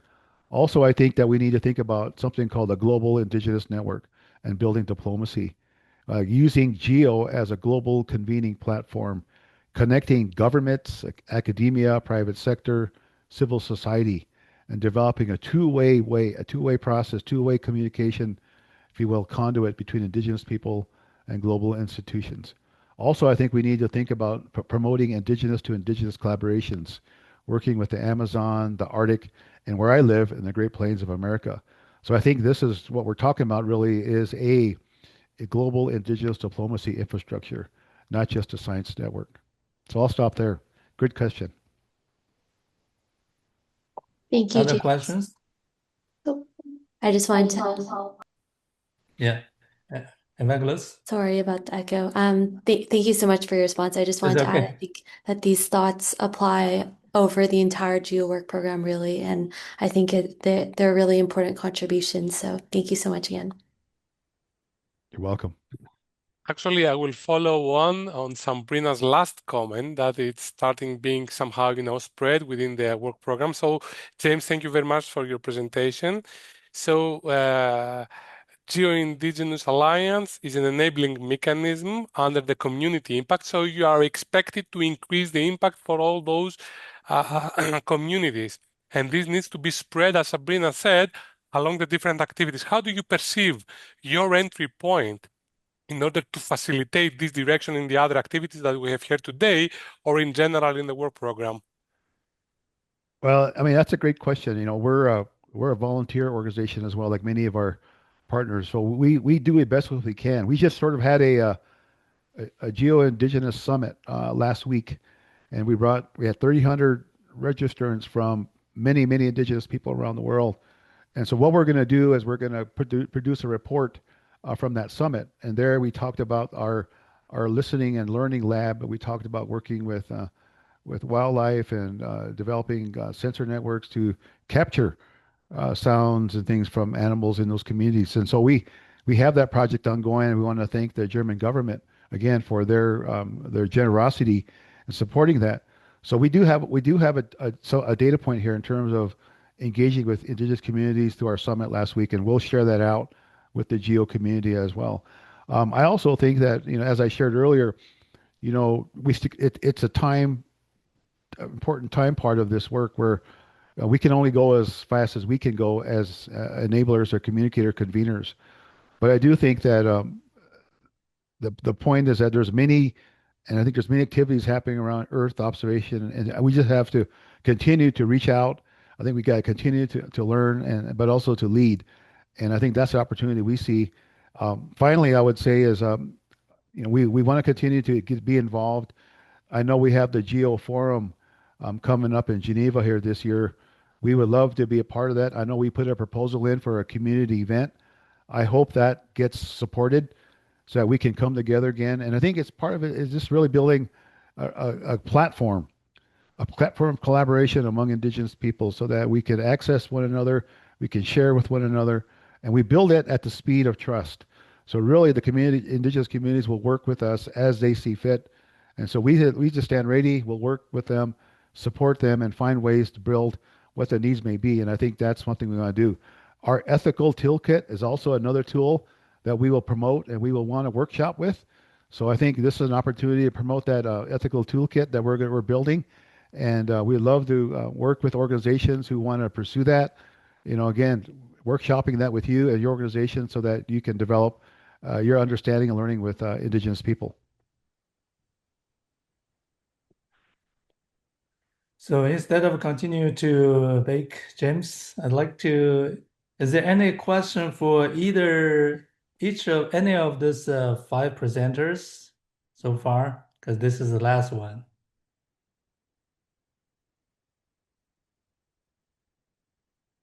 If not, I have one question for James. Is about nature-based solution. And the nature-based solution is very much rooted in the indigenous knowledge and data. So can you share an example where indigenous knowledge can contribute to nature-based solution for climate change, disasters, and biodiversity loss? Yeah, well, that's a great question. And I think you know, for me, so I'm in America, and so I work with my people, the Lakota people, and one of the things that we're working on is what we call buffalo restoration or bison restoration on our lands, and we're seeing increasingly strong interest because the buffalo. If you know the history of the buffalo, it was almost decimated. The American government almost killed it all, exterminated it, but for some reason, it survived. And like the history of indigenous people in America, we also survived that. And so what we're doing now, I think it's a very culturally informed approach to bring back the buffalo back to the land. And also we're using Earth observation data to support that. But first and foremost, it's traditional knowledge that's guiding that work, bringing the buffalo back, meaning that we're building herds, we're finding land, we're building suitability maps for where the bison can go, but also we're building climate adaptation plans so that as the climate changes, that we're not advocating something where the bison cannot be healthy and to live and to really support the restoration of land. We know, if you know the story of the bison, it's a keystone species. So when it comes back to the land, it impacts and informs and supports the reintroduction of other things like plants and other species and water. And that's a story that we're working on right now where it's not that EO is coming into indigenous knowledge, it's EO coming into a Lakota indigenous system. So the system of indigenous knowledge is guiding this. It's not EO. EO is supporting it. EO is an advocate for it. EO is helping us with decision making, but first and foremost, it's a Lakota knowledge system. So we're looking at our oral traditions of how we work with the buffalo. We're reestablishing a relationship with the buffalo. We're looking at all aspects of indigenous knowledge, like from our stories, from our ceremonies, and from our cultural heritage. But also, I think the opportunity really, again, is to align with our language. The Lakota language is key in this work, and all indigenous people have that need and application of indigenous languages. And I know the UN, I think we're in their decade of indigenous knowledge is 10 years. So EO also needs, Earth Observation GEO needs to recognize the importance of indigenous languages as it goes forward with this work. And when you do that, I believe that you're gonna see participation from indigenous people. So when I talk about relevance in my talk, that's what I'm talking about. These things should be relevant to indigenous people. And so the languages is embedded, knowledges are embedded in our languages, and we're doing that. And so the buffalo, again, there's been great progress. More and more of these herds are coming back on our lands. And again, remember that the buffalo is a national mammal of America. And we're in the 250th year of the founding of this country. Well, we know there's a different story from an indigenous perspective, but the buffalo is coming back. When the buffalo comes back, it's something important to many, many tribes across America. And I'd love to talk more about that, but I know that that's a story that we're gonna share and talk about, and give an opportunity to be at the GEO Forum in Geneva. I would love to meet and talk with you more about that application of traditional knowledge and Earth observations. Thank you, James. So thank you again for all our presenters. We can now move on into our next phase. There will be a open discussion, moderated discussion. There will be about 15 minutes. So there are actually some rules. I say raise your hand virtually if you would like to ask question. And unmute your microphone when you are invited to speak, and turn your camera if possible. And use the chat box if question for comments if you are shy. So that's first I'd like to invite, let's see, our young fellow, GEO Youth Community Practice, and Ledwin Pondo. Can you, yeah. Thank Yes. you. Thank you so much. Can you hear me? Yes. Okay. Thank you so much. Yeah, I can hear you. Thank you. Yeah. Thank you to all the presenters for the wonderful presentations. I have 3 questions in total for all of the presenters here today. So my first question is, how are you engaging youth and early career professionals to build the skills and leadership needed to sustain these efforts into the future? That's question number 1. My question number 2 is, from your experience, what entry points within your activities, for example, data use or core development, outreach, or regional implementation, are most effective for meaningfully involving youth beyond just training or internships? Then my last question is, what concrete steps or pathways would you recommend for youth and early career professionals who want to gain hands-on experience using Earth observations to support real-world applications in the disaster risk reduction, climate, biodiversity space? So these are my questions to all the speakers today. Thank you, Ledwin. 3 important questions from our youth community. So who want to respond first? We probably can follow the order of presentation. Neil, are you ready? Yeah, sure. Look, great Yeah. questions. Thanks so much, Letwin. Look, the youth engagement is such an important part of the GEO-LDN work. And I know in GEO, throughout GEO as well, there has been, the youth caucus and other things as well. So a strong focus in that sector. For land degradation, as I said, we're talking about, we have this youth forum in there. We've got a very strong focus on increasing the capacity and knowledge base amongst young people. A lot of our work is based in Africa. Amos Kababa, who's one of my co-chairs, is from Ghana, and establishing courses of study and things like this to build people up. But you're right, a course of study isn't enough, and actually, the entry points to connect to something like GEO, which really does bring together, a real issue on the land and this kind of technology. It takes a lot of energy to do that. In GEO-LDN, we are aware of the importance of keeping that connection open and drawing on the community of people who are interested in finding out more about GEO-LDN to help with many processes. It takes a lot of energy, and it's something that has worked really well on a couple of occasions, but there's definitely more to do there as well. I think in terms of pathways, Earth observation is going to get more and more important. All of these challenges that we're facing globally, they're not seeming to get any better. And so the use of geospatial data, bringing in more awareness of locations and impacts and solutions is something really important. And so in terms of concrete pathways, learn more about geospatial data, learn how it works and what it is. In many, for years and years and years, we've had this challenge in geospatial data where non-experts think it can do absolutely everything or nothing at all. And actually the answer is somewhere in between. And it's our duty as EO professionals to know where the applications are most suitable and to understand the sensitivity and the errors, and to be able to report that accurately and promote the use of these data sets, which really give us a perspective that's like nothing else.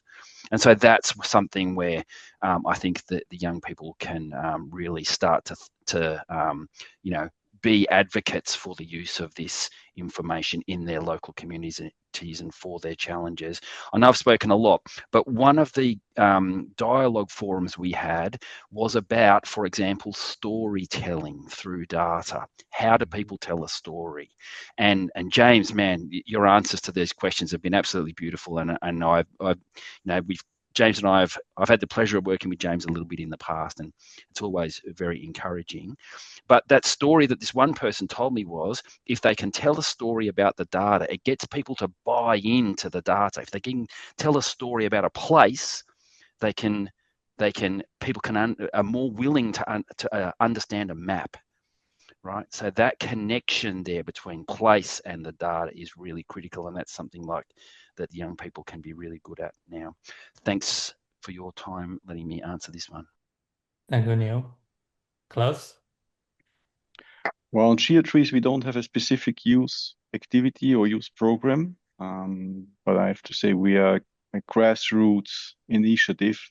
So whoever volunteers to help is very welcome. We have, for example, established 3 technical implementation teams. So we have these 3 pillars, one measuring laser scanning from airborne, one from ground, one from forest sensors.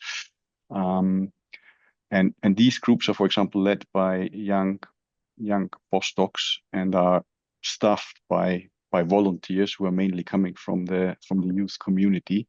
But of course, this is all voluntary working. So it's on you. So there's also, I think, a certain responsibility by young people to get engaged, to get in touch with us and to ask or if they're interested, how can they help us and support us, and we provide all the tools you need. We have platforms to do your computing, so you don't need any sophisticated computing resources. We provide the data, we provide training. We also support people coming with their own ideas. with financial support to support them for 6 months or longer periods to do their research program. But there's no specific, it's not targeted specifically at young people. It's basically, we are looking for the initiative of these young people to support us, and then we can arrange something. Thank you, Klaus. Qinghua. Yes, I just want to give some example for the GEOARC. So the one sector of the GEOARC has the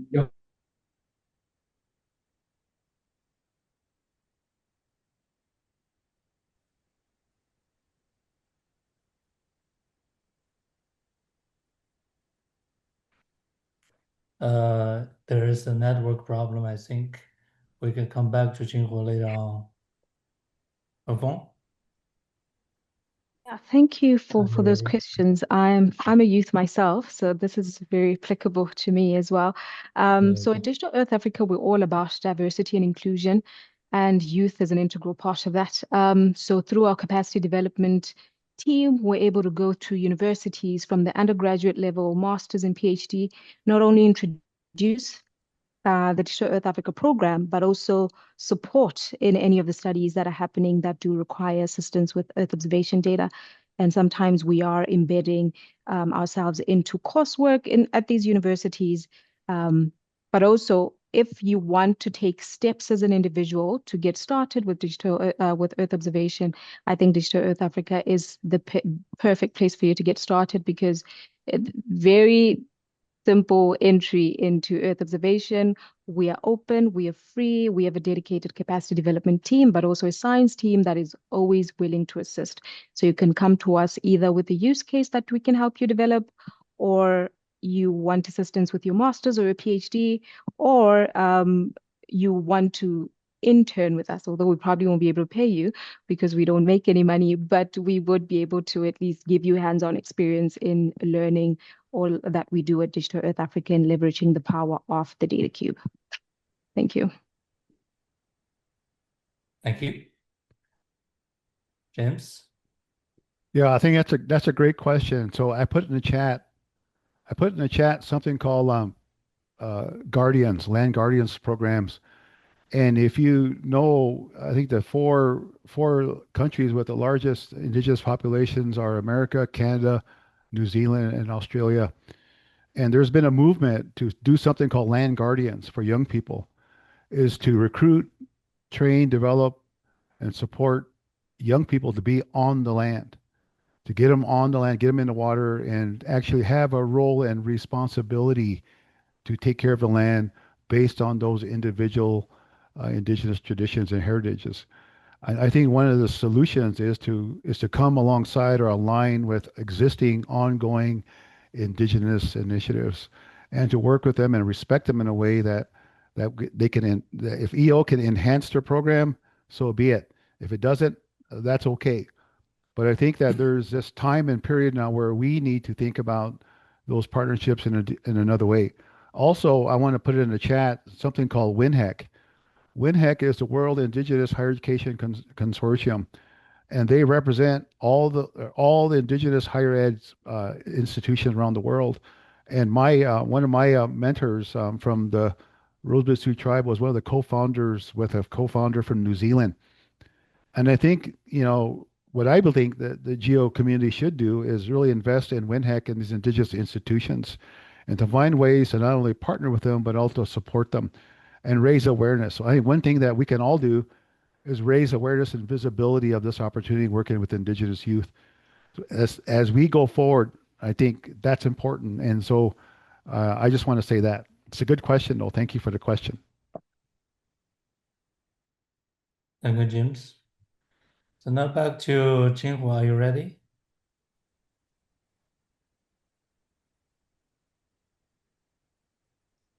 One solution is you may mute your video and use audio only. Let's wait for several seconds. If not, Sabrina. So let's to Sabrina first. Hello.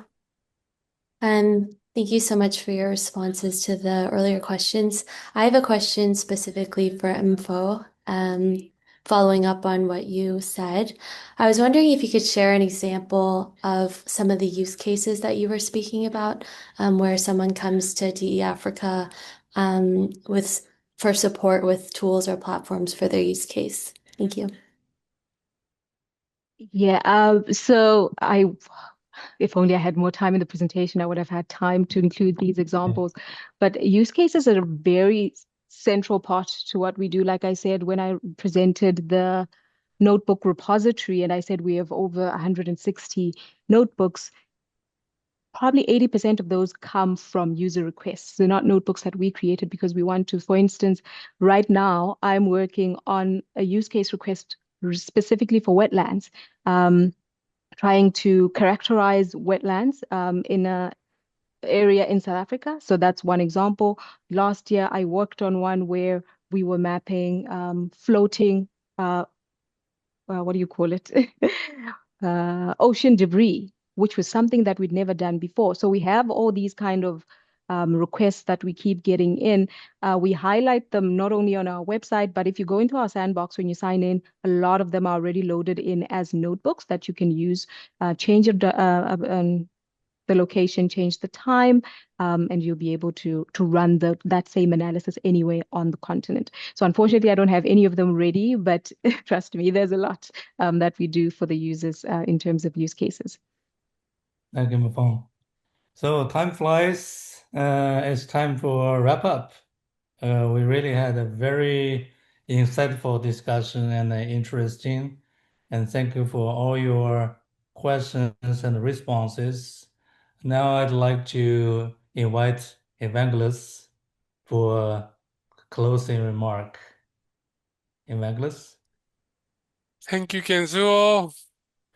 It seems I have been doing much of the talking today, so apologies for this, but I have to wrap the meeting up. So thank you, everybody, especially our excellent presenters and contributors for today's discussion, and I hope it has been very fruitful for everyone. So today, I think with the selection of the different activities, we got a very good and clear picture of how the different parts of the new and fresh work program is going to be pursuing Earth intelligence and specific nexi, like the one we have been talking about, the RR climate and biodiversity. So if I were to identify some key takeaways or commonalities, etc., that would be, first of all, that most of the activities have been based on very well-established challenges, and they have been starting from some scientific challenges that invoke real needs down in practice for both global and local decisions to be made. And I think this motto of global think, local action, and vice versa is something that GEO can really plays an important role in. And today's presentations were a great proof around this. Then the other thing that I realized is that there is very concrete engagement, and concrete engagement is behind success. And there were different types of engagement, from the national level to even more local communities or indigenous people doing the actual job done on the ground. And I think we need a thorough study of those different types of engagement and try to see how they fit in other activities and how we can really push success in this aspect, because as you remember, it's one of the criteria for activities to evolve within the research to operation pipeline. Then, because we are talking about nexi, I realized that there are some aspects of Nexus that are addressed partly within the different activities, but also it was very obvious to me there is very much space for discussion between the activities in order to work more closely on this Nexus. And I think it has been quite an inspired move to work, around these focus areas in the new work program, because it provides for some first, let's say, platform of discussions around the nexi, and also identify more, let's say, opportunities also across the focus areas. With respect to technologies, I think we are getting there. We heard many good examples for AI integration, for the utilization of sensors, of LiDARs here and there. I would kind of miss the integration of socioeconomic data. Maybe it's not, the most appropriate, let's say, activities that should go for that. But I think there are always opportunities. And this, for me, it's an inherent part to achieve Earth intelligence, to merge with the socioeconomic data. So all in all, and finishing, I would say that we are targeting for transformative programs. And I think from today's discussion, the best way to understand the power of overlooking, let's say, the planet through Earth observation seems to be to deeply comprehend the view angle of each individual resident or community on this planet. And I think because the technologies are coming more and more available and accessible, I think this is the thing, the element that would lead us closer and faster to Earth intelligence. So I would like to close with this, and we can proceed with next one. Yes, of course.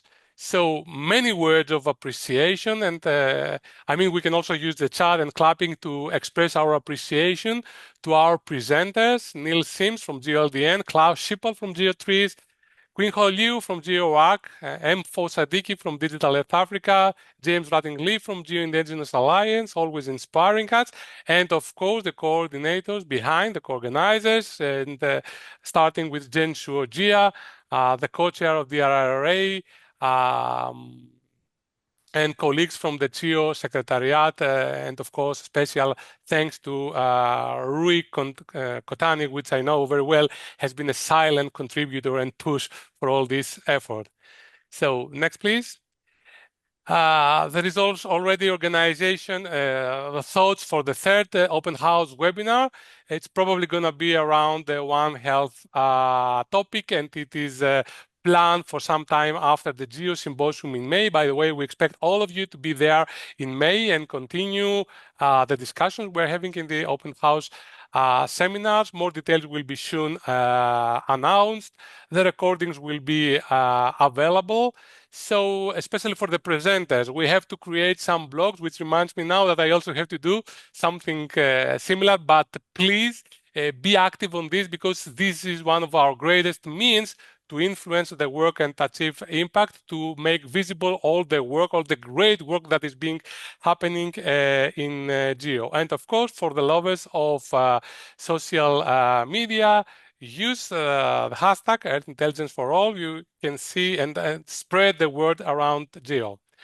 I think that would be all. Yes, actually, please. not all. I forgot to ask you to ask everyone to turn on the camera to take the group pic. Go to great photo before you close it officially. Okay, so let's move to the stairs, please. Let's turn on the cameras. I think we should turn off the share screen so that we can fit all in one page, at least.